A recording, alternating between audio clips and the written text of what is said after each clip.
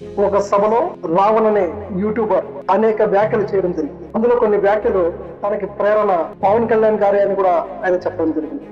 ఇతను కూడా పవన్ కళ్యాణ్ గారి అభిమానుల్లో ఒకరు. ఈ రోజు రావణ్ మాట్లాడిన మాటల్ని సపోర్ట్ చేస్తూ కొంతమంది, వ్యతిరేకిస్తూ కొంతమంది అయితే అసలు రావణ్ ఈ విధంగా మాట్లాడడానికి ప్రేరణ పవన్ కళ్యాణ్ గారి అని రావణ్ చెప్పిన వ్యాఖ్యలను కూడా గుర్తు చేయడం జరుగుతుంది. అదే విధంగా ఇదే సభలో రావణ్ మరో వ్యక్తి గురించి ప్రస్తావించడం జరిగింది.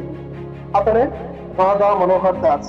ఎవరి రాధా మనోహర్ దాస్ అంటే ఇతని పైన మతాల మధ్య చిచ్చులు పెడతారని అనేక ఆరోపణలు ఉన్నాయి. ఇతని గతంలో బైబిల్ ని అతి నీచంగా తిట్టడం జరిగింది అనే ఆరోపణలు ఉన్నాయి.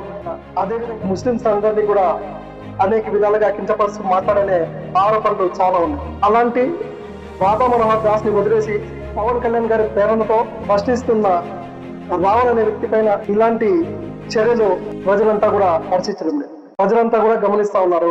రావణ్ చేసిన వ్యాఖ్యలు ఎవరు కూడా సమర్థించడం లేదు, నేను కూడా సమర్థించడం లేదు.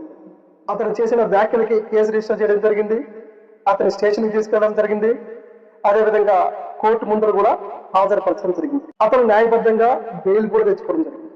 ఈ రావణ్ పై కక్ష సాధింపు కూడా ఒక ఆర్గనైజ్డ్ పద్ధతిలో ఇస్తున్నారనే ఆరోపణలు ఉన్నాయి. పవన్ కళ్యాణ్ గారు ఇప్పటికైనా స్పందించండి.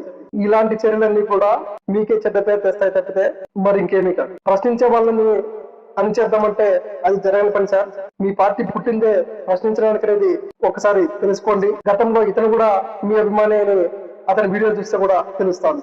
మీ అభిమానులే మీకు వ్యతిరేకంగా ఈ రోజున ఎందుకు తయారయ్యారో మిమ్మల్ని మీరు ప్రశ్నించుకోవాల్సిన పరిస్థితి. మతాల మధ్య చిచ్చు పెట్టడానికి ప్రేరేపించిన వ్యక్తి రాధా మనోహర్ దాస్ అనేది అనేక వీడియోల ద్వారా ప్రజలంతా కూడా గమనించడం జరిగింది. రాధా మనోహర్ దాస్ పైన వస్తున్న ఆరోపణలపై చర్యలు తీసుకొని అందరికీ కూడా సమన్వయం పాటించాలని ప్రజలందరి మనోభావాలుగా తెలుస్తున్నాయి. ఎవరు ఏ తప్పు చేసినా రాజ్యాంగబద్ధంగా వాళ్ళైతే శిక్షార్హులే. భారత రాజ్యాంగం వర్ధిల్లాలి. జై భీమ్.